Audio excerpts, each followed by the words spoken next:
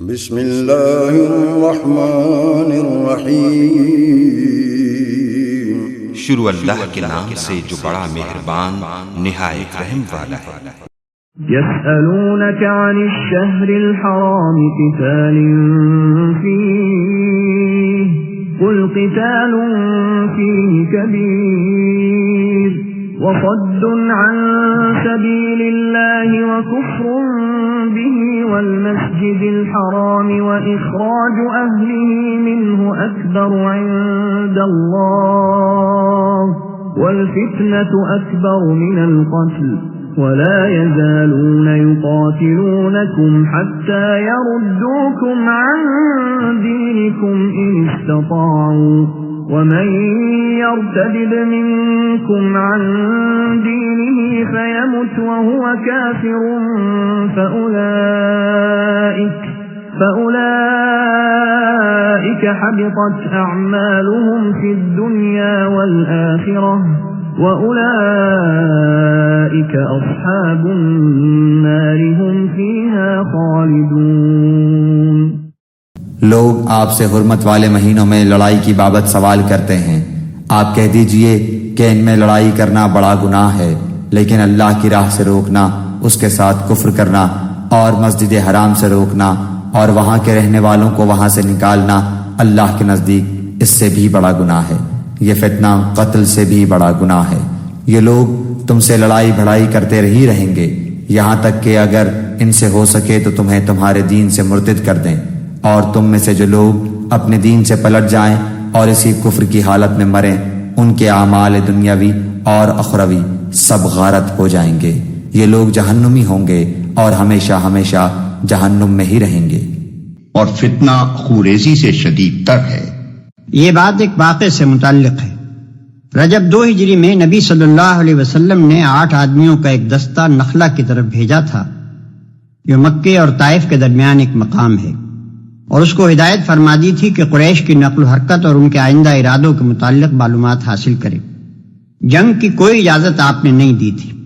لیکن ان لوگوں کو راستے میں قریش کا ایک چھوٹا سا تجارتی قافلہ ملا اور اس پر انہوں نے حملہ کر کے ایک آدمی کو قتل کر دیا اور باقی لوگوں کو ان کے مال سمیت گرفتار کر کے مدینے لے آئے۔ یہ کارروائی ایسے وقت ہوئی جبکہ رجب ختم اور شعبان شروع ہو رہا تھا، اور یہ امر مشتبہ تھا کہ آیا حملہ رجب یعنی ماہ حرام ہی میں ہوا ہے یا نہیں، لیکن قریش نے اور ان سے درپردہ ملے ہوئے یہودیوں اور منافقین مدینہ نے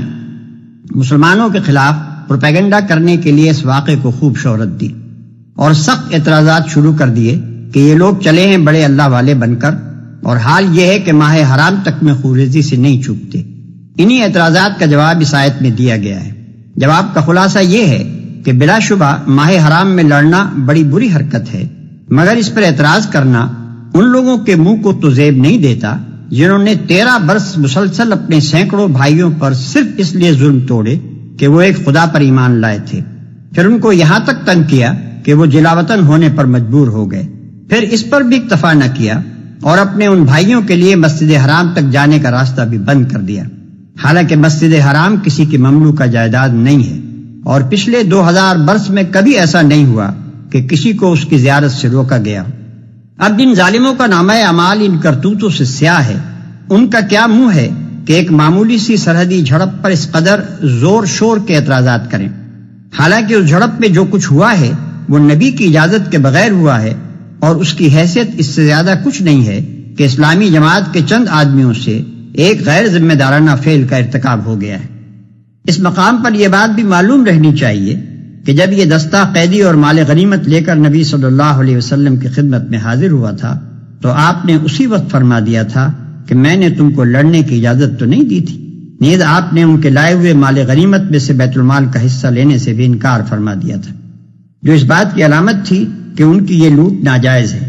عام مسلمانوں نے بھی اس فعل پر اپنے ان آدمیوں کو سخت ملامت کی تھی، اور مدینے میں کوئی ایسا نہ تھا جس نے انہیں اس پر داد دی ہو، اور ہمیشہ جہنم ہی میں رہیں گے۔